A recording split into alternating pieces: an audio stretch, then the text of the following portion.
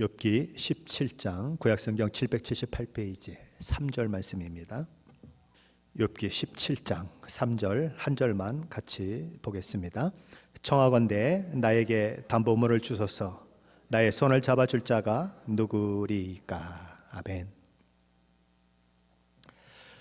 잠언 18장 말씀은 친구란 무조건 많다고 좋은 것이 아니다라고 말합니다. 오히려 많은 친구가 본인에게 해가 될 수 있다. 그러나 정말 소중한 친구를 가지고 있는 것은 형제보다도 나은 그런 상황을 만들어낼 수 있다라고 이야기합니다. 잠언 18장 24절 말씀이죠. 많은 친구를 얻는 자는 해를 당하게 되거니와 어떤 친구는 형제보다 친밀하니라. 그렇다면 형제보다 친밀한 정도의 소중한 친구는 어떤 친구를 가리키는 것일까요? 잠언 17장 17절 말씀은 이렇게 얘기합니다. 친구는 사랑이 끊어지지 아니하고 형제는 위급한 때를 위하여 낳느니라.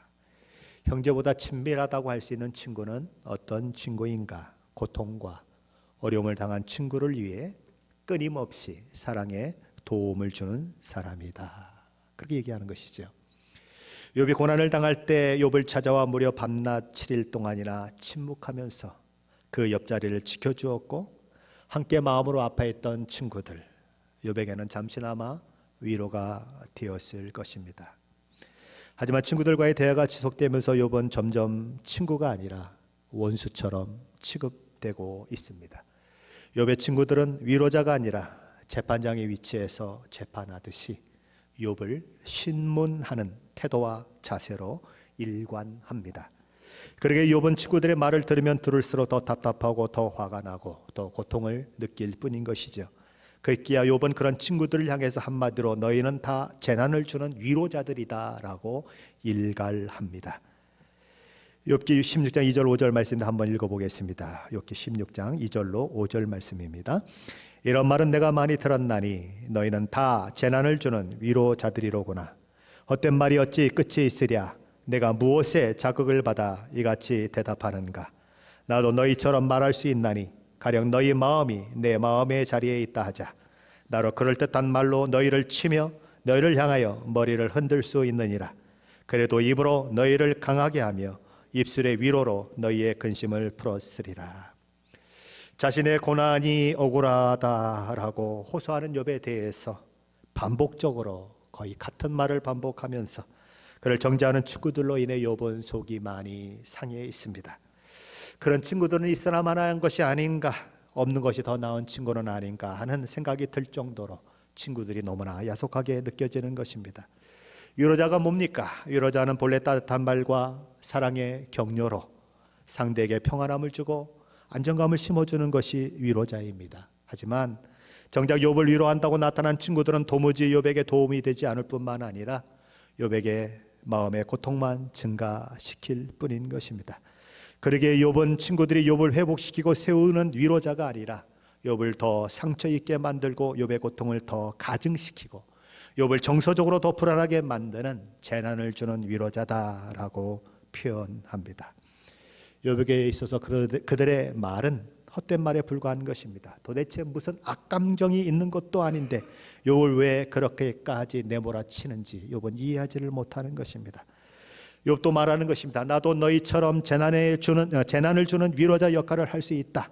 하지만 내가 너희라면 나는 너희처럼 그렇게 행하지 않고 내 말로 너희 심령을 강하게 만들어 줄 것이고 내 말로 너희의 마음을 위로해 줄 것이다 라고 이야기하는 것입니다. 욥이 친구들이 욥에게 행하게 되는 태도와 자세가 그랬으면 좋겠다라는 욥의 간절한 마음이 거기 포함되고 있는 것입니다. 욥은 이유를 알 수 없는 고난을 계속 당하고 있습니다. 욥이 그 고난 가운데 얼마나 고통스러웠는지 6절에서는 이렇게 이야기합니다.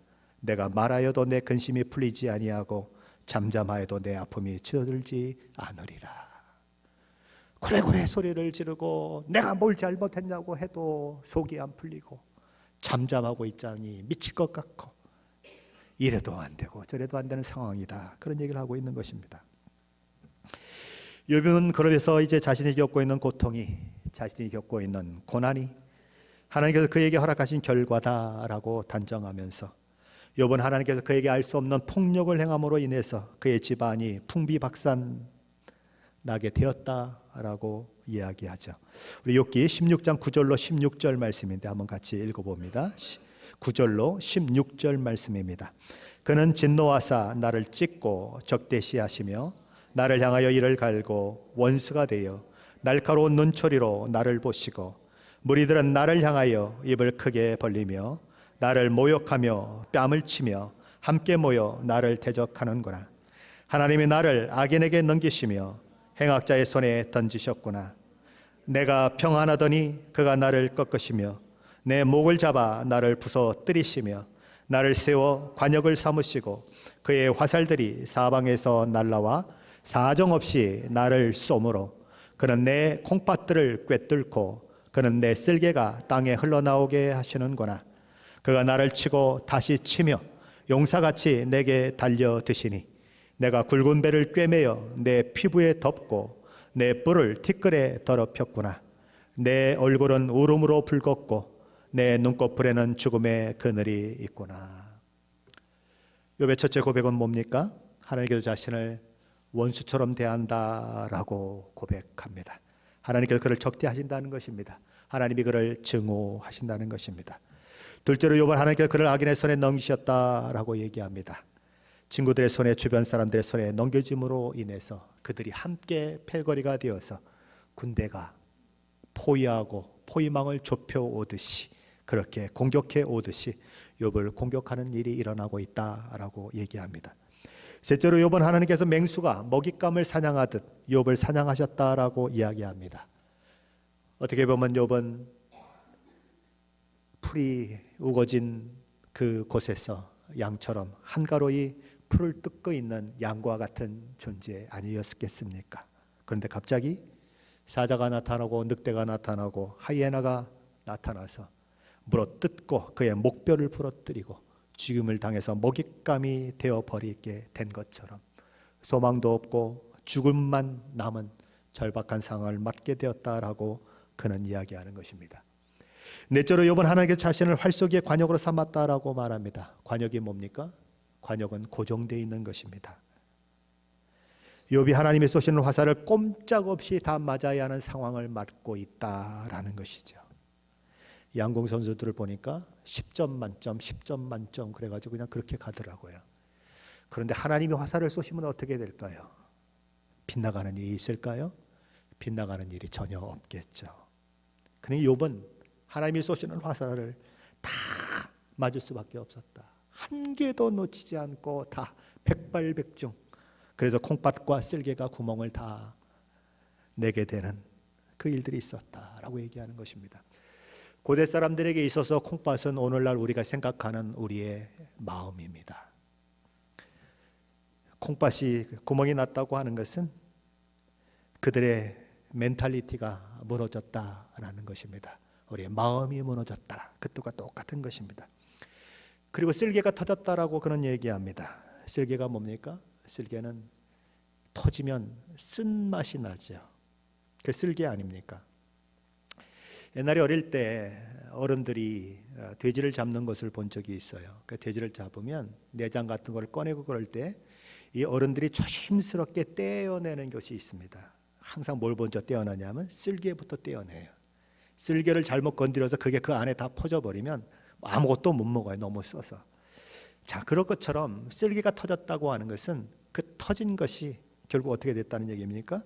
욥의 온 생각과 몸을 다 쓰게 만들었다.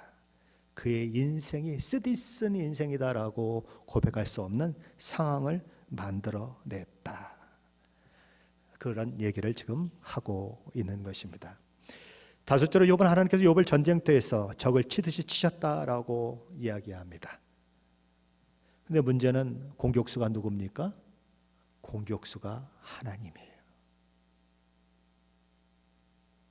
하나님의 칼과 창을 누가 막을 수 있겠습니까?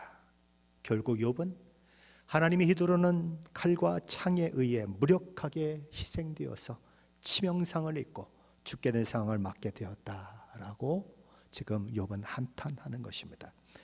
여섯째로 욥은 이로 말미암아 자신은 슬픔의 상징인 굵은 베옷이 피부에 재봉틀로 꿰매어 있는 것과 똑같이 되었다라고 얘기합니다. 그러니까 슬픔의 베옷이 입혀져 있는 게 아니라 피부와 꿰매어져 있다. 결국 뭐란 얘기예요? 욥이 슬픔 그 자체가 되었다. 내가 곧 슬픔이다. 이런 상황에 맞아졌다는 거예요. 그리고 그의 위상과 힘을 상징하는 그의 뿔은 티끌 가운데 던져져서 모든 자존심이 다 뭉개져 버리고 모든 그의 명예는 땅끝에 떨어져 버리는 그런 상황을 만났다. 그저 슬픔과 아픔을 안고 죽는 것만을 기다리는 상황에 자신이 처해졌다라고 심정을 토로하는 것입니다. 그런데 더 기가 막힌 것은 16장 17절에서 고백하듯이 이 모든 일이 욥의 손에 포악한 것이 없는데, 악이 없는데 일어난 일들이라는 사실 때문이죠. 그는 이렇게 고백합니다. 그러나 내 손에는 포악이 없고 나의 기도는 정결하니라. 욥은 자기 손에 포악함이 없고 자기 기도는 정결하다라고 말합니다. 욥이 세상을 취해서 살았다면, 세상과 짝하며 살면서 이런 고난을 당했다면 욥은 이렇게까지 마음이 무너져 내리지는 않았을 것입니다. 이 욥이 당하는 고난은 하나님의 명예를 위한 고난입니다. 욥이 당하는 이 고난은 하나님의 특별한 목적과 계획을 이루기 위해서 하나님께서 욥에게 허락하신 고난입니다. 하나님은 욥은 그 하나님의 목적을 알지 못합니다. 자신의 고난의 이유를 알지 못합니다.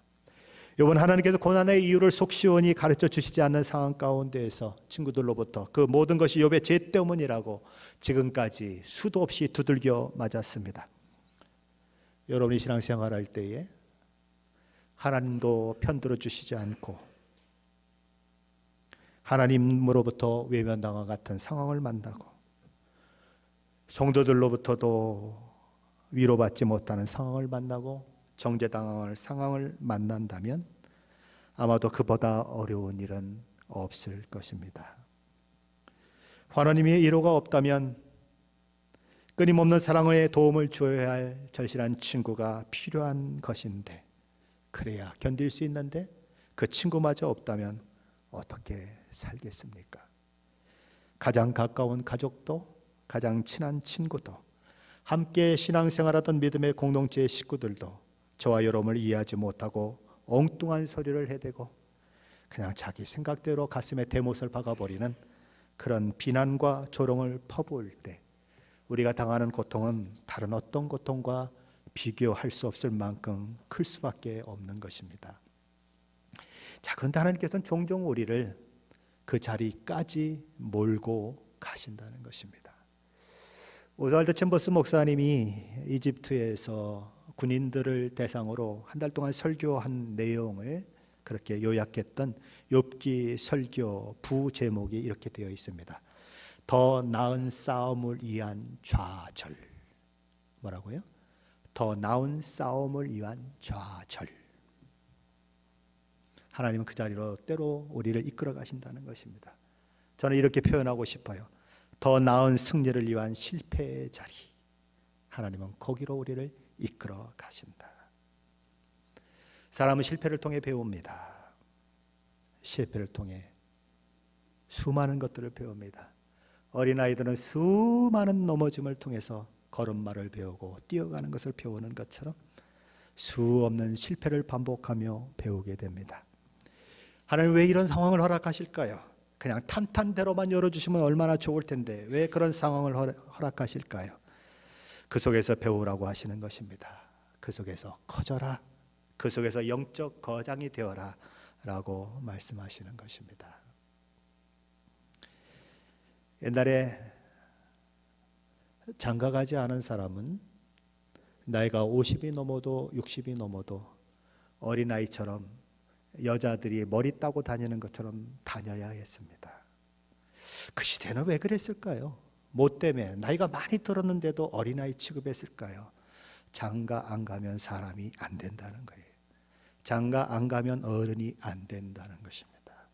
장가 가서 마누라한테 들볶여보기도 하고 아이들 낳고 그러면서 밤새 잠도 못 자보고 아이들 먹여 살린다고 직장에 가서 자존심 상해서 울고 불고 화가 나서 그냥 내일은 내가 안 간다 그러면서 그런 세월을 지나다 그 아침에 토끼 같은 마누라와 늑대 같은 아이들을 보고 또 직장으로 가야 하는 그런 상황들,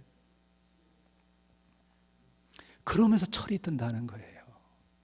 그러면서 어른이 된다는 거예요. 한번 보세요. 세상에 탄탄대로 살아온 사람들, 아무런 걱정과 근심 없는 사람들이 철든 사람 있는가 한번 보세요. 없어요. 고난과 역경이 사람을 만들어내는 거예요. 신앙도 그런 거예요. 사람들은 하나님 앞에 막 따져요. 하나님, 아니 하나님 뭐 전지전능하신 분이시라면요, 그럼 내가 전지전능하지. 아 근데 왜 아브라함을 시험을 하세요? 아니 100세의 아들을 줘놓고 아들을 죽이라고 왜 시험을 하세요? 나는 다 알 거 아니에요. 그 사람 마음속에 어떤 믿음이 있는지 어떤 뭐가 있는지 다 아시잖아요. 전지전능하신 사람이 사람이 아니죠. 전지전능하신 하나님이 뭐 하려고 시험을 해요? 라고 따지는 사람이 있어요. 그러나 하나님은 미안하지만 시험하십니다. 누구를 위해서요? 하나님을 위해서요? 아니요. 저와 여러분을 위해서 시험하는 거예요. 가봐야 알아요. 인간은 그 고통이 얼마나 큰지, 아들을 번제 자리에 올려놓는 것이 얼마나 힘든지 가봐야 알아요. 생각으로는 다 할 것 같죠. 생각으로는 내가 정말 믿음이 좋은 것 같죠. 생각으로 하면 모든 것이 내가 다 할 수 있을 것 같죠. 그러나 가보면 안 되는 거예요. 거기서 내가 깨지고 거기서 내가 넘어지고 그러면서 커가는 거예요. 그래서 하나님은 종종 꽃길이 아니라 가시밭길을 우리에게 주세요. 영광의 길이 아니라 치욕과 수치의 길을 우리에게 허락하세요. 성공의 길이 아니라 실패의 길을 우리에게 주세요. 사는 길이 아니라 죽는 것 같은 길을 우리에게 허락하세요. 아무런 보상이 주어지진 것 같지 않는 외로운 길을 걸어가게 하세요. 하나님께서는 저와 여러분을 향한 기대, 목적, 계획을 가지고 계세요. 저와 여러분이 기대하는 것보다 더 큰 사람으로 만들어 가시려고 하는 하나님의 계획이 있으세요. 그래서 그것들을 허락하시는 것이죠. 하지만 우리는 그 길 끝에서 영광의 면류관을 받아 쓰게 될 것이에요. 그게 감사한 거예요. 고난 중에도 감사한 것은 그래서 감사한 거예요. 오늘 본문에서 욥이 지르는 비명, 예수님의 비명과 너무 닮지 않았습니까? 욥은 욥기 16장 10절에서 이렇게 얘기합니다. 무리들은 나를 향하여 입을 크게 벌리며 나를 모욕하여 뺨을 치며 함께 모여 나를 대적하는구나. 마태복음 20장 27절로 30절에 이렇게 말합니다. 이에 총독의 군병들이 예수를 데리고 관정 안으로 들어가서 온 군대를 그에게 모으고 그의 옷을 벗기고 홍포를 입히며 가시관을 엮어 그 머리에 씌우고 갈대를 그 오른손에 들리고 그 앞에 무릎을 꿇고 희롱하여 이르되 유대인의 왕이여 평안할지어다 하며 그에게 침 뱉고 갈대로 빼앗아 갈대를 빼앗아 그의 머리를 치더라.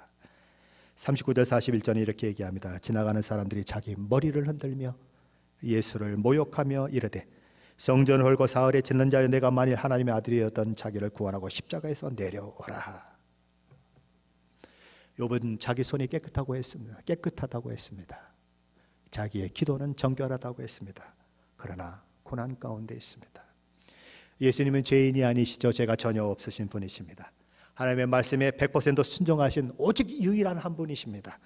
죄가 없으신 분이신데 그분이 고난 가운데 있는 것처럼 욥도 자신이 그렇게 큰 죄를 짓지 않았다고 생각하는데 고난 가운데 있는 것입니다. 하나님은 욥기를 통해서 뭘 말씀하고 싶을까요? 뭘 우리에게 말씀하고 싶을까요? 진정한 신앙이 무엇이냐 묻고 있습니다. 하나님을 믿는다고 하는 것이 무엇이냐? 우리는 왜 하나님을 믿고 있느냐? 무엇 때문에 하나님을 믿고 있느냐? 우리에게 답을 하라고 하나님은 물으십니다. 욥을 하나님께서 사탄이 밀가부로 타는 환경 속에 던져 넣으신 이유가 무엇이었습니까? 두 가지였어요. 첫째는 욥에게 있어서 하나님은 그가 가진 모든 소유보다 크시다는 것을 확인하고 싶어 하시는 것입니다. 그가 낳은 자녀들보다 그가 평생 동안 벌은 재산보다 죽을 둥 살 둥 병 걸려도 나가서 벌고 아파도 나가서 벌고 자존심 상해도 돈 벌고 그래서 쌓아오는 재산보다 내가 더 크냐? 하나님 물으시는 물음이에요. 둘째는 욥에게 있어서 하나님은 그의 건강, 그의 생명보다 크냐라고 물으십니다. 건강하기 위해서 하루에 여러분은 얼마를 걸으십니까? 어디에 가서 운동을 하십니까? 건강은 자신 있으십니까? 그 건강을 빼앗아가도 하나님을 사랑할 수 있느냐? 욥기는 저와 여러분에게 묻고 있는 거예요. 내가 너한테 누구냐? 나는 너에게 어떤 존재냐? 나는 얼마만큼 너의 삶을 차지하고 있느냐? 나의 포션은 얼마나 되니? 묻고 있는 것이죠. 하나님이 욥을 그런 신앙의 자리로 이끌기를 원하시고 계신 것입니다. 그리고 욥의 모습을 통해서 저와 여러분에게도 그런 믿음을 요구하고 계신 것이죠. 신명기 8장 2절로 3절 말씀에서 이스라엘 백성을 하나님께서 고난의 광야에 두신 이유를 이렇게 설명하죠. 내 하나님 여호와께서 이 40년 동안에 내게 광야길을 걷게 하신 것을 기억하라. 이는 너를 낮추시며 너를 시험하사 내 마음이 어떠한지 그 명령을 지키는지 지키지 않는지 알려 하려 하심이라. 너를 낮추시며 너를 줄이게 하시며 또 너도 알지 못하며 내 열조도 알지 못하던 만나를 내게 먹이신 것은 사람이 떡으로만 사는 것이 아니요 여호와의 입에서 나오는 모든 말씀으로 사는 줄을 내가 알게 하려 하심이니라. 하나님의 사람은 누구입니까? 세상은 떡이 전부라고 이야기합니다. 떡이 없이는 살 수 없다. 세상의 소리입니다. 그렇지만 하나님은 말씀하십니다. 떡이 전부가 아니다. 믿음의 사람은 하나님의 말씀으로 살아야 한다. 믿음의 사람은 하나님의 말씀을 따라 사는 것이 전부다라고 세상에 소리치고 외치고 몸으로 그것을 살아내는 사람이에요. 그 길을 가신 분이 우리 주님 아니십니까? 하나님의 원대한 계획, 인류 교훈의 목적을 위해 이 땅에 오신 우리 주님은 십자가 부활을 논하시면서 히브리서 저자는 그 상황을 이렇게 표현하고 있습니다. 히브리서 5장 7절 말씀이죠. 그는 육체에 계실 때에 자기를 죽음에서 능히 구원하실 이에게 심한 통곡과 눈물로 간구와 소원을 올렸고 그의 경건하심으로 말미암아 들으심을 얻었느니라. 예수님은 성육신 하셨습니다. 인간과 같은 몸을 가지셨고 이 땅을 사셨습니다. 십자가에 죽어 인류를 구원하는 사명의 길을 가는 것이 그분에게도 쉽지 않으셨습니다. 그분은 자신을 능히 구원하실 하나님께, 자신의 아버지께, 태초로부터 같은 영광을 누리고 함께했던 아버지께, 자신의 피해 잔을 넘어가게 하시던 아버지께 이렇게 기도합니다. 아버지여, 할 수만 있으면 이 잔을 내게서 지나가게 하옵소서. 땀방울이 폐방울이 되도록 간절히 기도하셨습니다. 하지만 우리 주님은 자신의 소원을 내려놓으시고 하나님의 계획과 목적에 순종하여 십자가에 들어가셨습니다. 내 원대로 마옵시고 아버지 원대로 하옵소서. 히브리서 저자는 그에 대해서 히브리서 5장 8절로 10절에서 이렇게 말합니다. 그가 아들이시면서도 받으신 고난으로 순종하심을 배워서 온전하게 되셨은즉 자기에게 순종하는 모든 자에게 영원한 구원의 근원이 되시고 하나님께 멜기세덱의 반차를 따른 대제사장이라 칭하심을 받으셨느니라. 히브리 저자는 이렇게 얘기합니다. 그가 아들이시면서도 받으신 고난으로 순종함을 배워서 온전하게 되셨다. 무슨 말입니까? 우리 주님이 하나님의 독생자 아들이셨지만 고난을 겪는 가운데에 그 고난에도 불구하고 하나님께 순종하심으로 자신의 뜻과 의지와 마음을 하나님의 뜻과 의지와 마음에 굴복시켰다는 것입니다. 빌립보서 2장 5절로 8절에 이렇게 얘기합니다. 너희 안에 이 마음을 품으라. 곧 그리스도 예수의 마음이니 그는 근본 하나님의 본체시나 하나님과 동등됨을 취할 것을 여기지 아니하시고 오히려 자기를 비워 종의 형체를 가지사 사람들과 같이 되셨고 사람의 모양으로 나타나사 자기를 낮추시고 죽기까지 복종하셨으니 곧 십자가에 죽으심이라. 어디까지 순종하셨다고요? 죽기까지 순종하셨다. 피아물을 다 쏟기까지, 고통으로 그의 몸이 산산조각 찢어 쪼개질 때까지 순종하셨다. 예수님은 그 죽음에 이르는 순종을 통해 우리에게 부활의 길을 열어주셨습니다. 그것처럼 욥도 죽음의 길을 걸으며 그것을 통과한 이후에 부활의 승리를 맛보게 되는 것입니다. 욥은 그러나 그 길을 걸으며 죽어나는 것이지요. 죽음의 신음소리를 내뱉을 수밖에 없는 것입니다. 그래서 그는 욥기 16장 18절에서 이렇게 얘기하는 것이죠. 땅아 내 피를 가리지 말라. 나의 부르짖음이 쉴 자리를 잡지 못하게 하라. 욥은 땅을 향해 뭐라고 소리칩니까? 내게서 쏟아진 피를 덮지 말고 내버려 둬라. 왜 덮지 말아야 합니까? 가인이 아벨을 죽인 이후에 하나님께서 가인을 찾아와 물으시지 않습니까? 내 아우 아벨이 어디 있느냐? 그러자 가인이 말합니다. 내가 그것을 어떻게 알겠습니까? 내가 내 동생을 지키는 자라도 된단 말입니까? 그러자 하나님께서 창세기 4장 10절에 이렇게 말씀합니다. 내가 무엇을 하였느냐? 내 아우의 핏소리가 땅에서부터 내게 호소하느니라. 왜 욥은 피를 덮지 말라고 땅에게 명령하고 있습니까? 자기의 억울함이 하나님께 들려질 때까지, 하나님께서 자신의 억울함을 들으시고 풀어주실 때까지 제발 덮지 말아달라고 얘기하는 거예요. 하나님의 관심이 거기에 모여질 때까지, 하나님께서 응답하실 때까지 나는 하나님께 계속 울부짖겠다라고 하는 그의 소원이 그렇게 표현되고 있는 것입니다. 욥은 하나님이 자신을 치셨다고 생각하면서도 이 모든 문제의 해결자 역시 하나님이라고 고백하는 것입니다. 그래 그는 뭐라고 고백하는가 한번 보십시다. 16장 19절로 22절입니다. 19절로 22절 함께 읽어보겠습니다. 지금 나의 증인이 하늘에 계시고 나의 중보자가 높은 데 계시니라. 나의 친구는 나를 조롱하고 내 노는 하나님을 향하여 눈물을 흘리니 사랑과 하나님 사이에와 인자와 이웃 사이에 중재하시기를 원하노니 수년이 지나면 나는 돌아오지 못할 길로 갈 것임이니라. 욥은 하나님께서 자신의 억울한 형편을 헤아려서 자기와 하나님 사이에 공평하게 중재해 주시고 자기와 이웃 사이도 중재해 주시기를 바라고 있습니다. 그러나 그런 기다림에 지쳐 있습니다. 몸은 점점 기운을 잃어가고 죽음이 가까워온다고 하는 사실을 인식하고 있습니다. 그래서 그는 탄식하는 것입니다. 하나님, 내 생명 끝날 날이 얼마 남지 않았습니다. 그런데 나를 조롱하는 친구들은 여전히 내 곁에 있습니다. 도대체 언제까지 이래야 합니까? 하나님, 그러니 내게 좀 담보물을 주십시오. 하나님이 나의 증인이 되어 주십시오. 17장 3절은 그래서 이렇게 얘기하는 것이죠. 청하건대 나에게 담보물을 주소서. 나의 손을 잡아줄 자가 누구이리까? 다른 사람은 몰라도 남편도 아내도 모르고 아버지 어머니도 모르고 형제 자매들도 모르고 가장 친한 친구도 모른다 해도 하나님은 모든 것을 다 아시지 않습니까? 그러니 하나님 아시는 대로 공정하게 평가해 주시고 아시는 대로 공정하게 심판해 주십시오. 하나님이 아시는 대로만 해주시면 하나님 분명 나를 옳다 하실 것이고 나를 저렇게 그냥 벌떼처럼 번갈아가며 두들겨 패는 저 친구들이 옳지 않다고 얘기하실 텐데 하나님 제발 그렇게 해주십시오.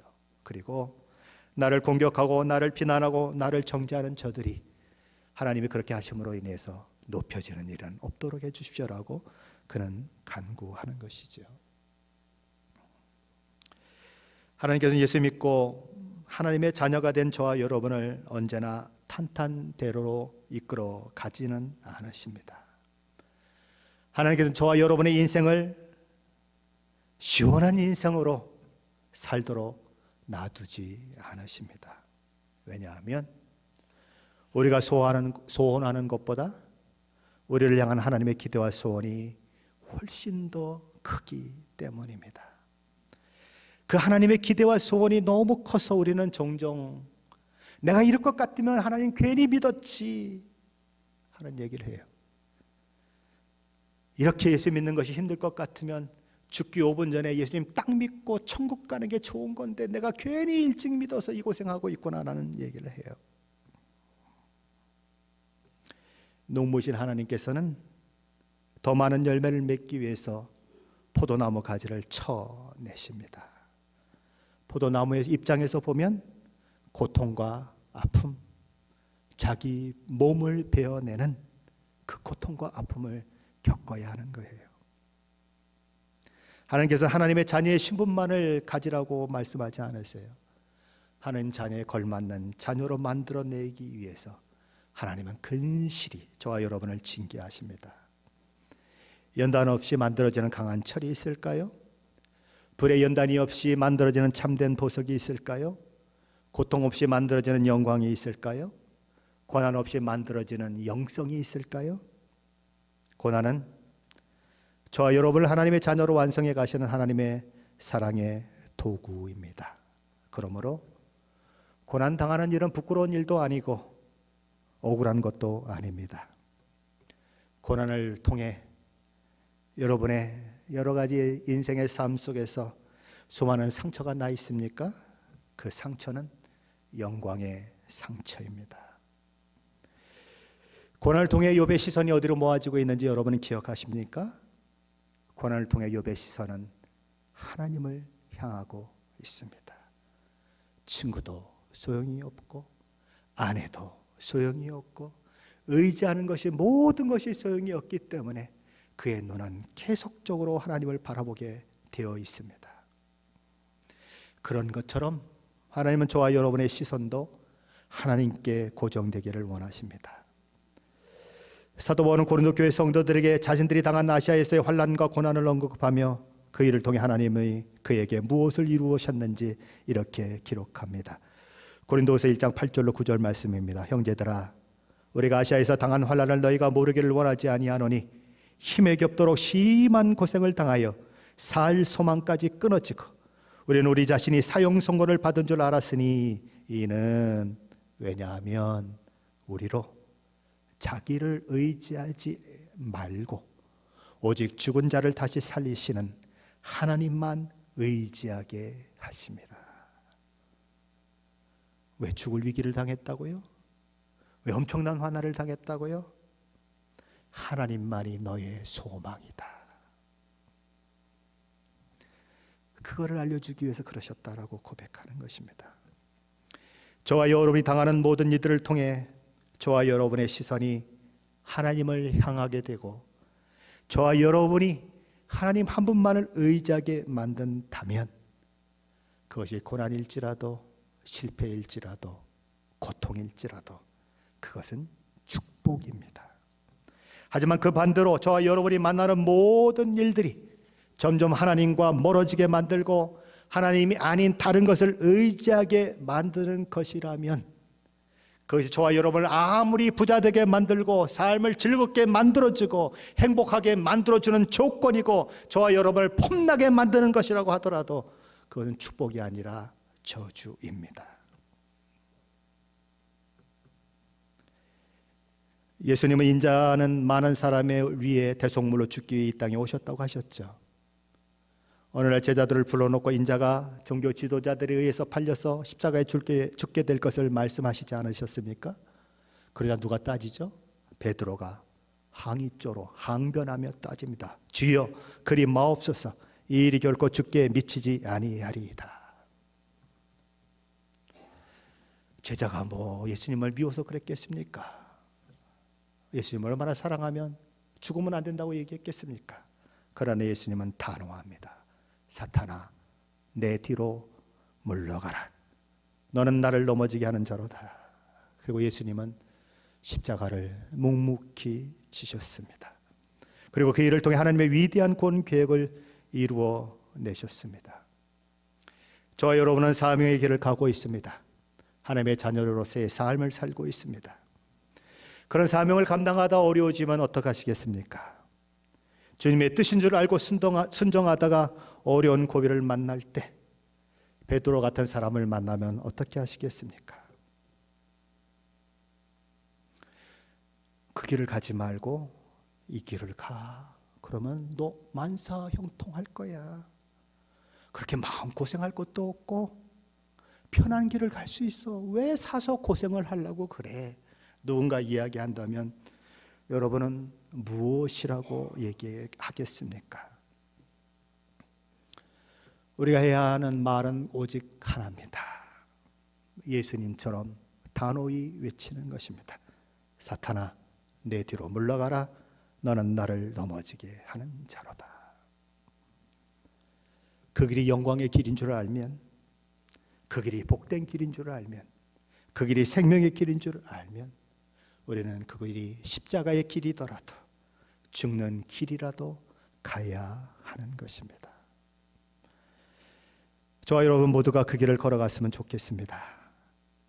우리보다 앞서 그 길을 가신 주님의 그 길을 따라서 그 길 끝에서 영광된 주님을 만나고 주님의 영광에 함께 참여하는 저와 여러분이 되는 그런 일들이 있었으면 하는 소원이 있습니다.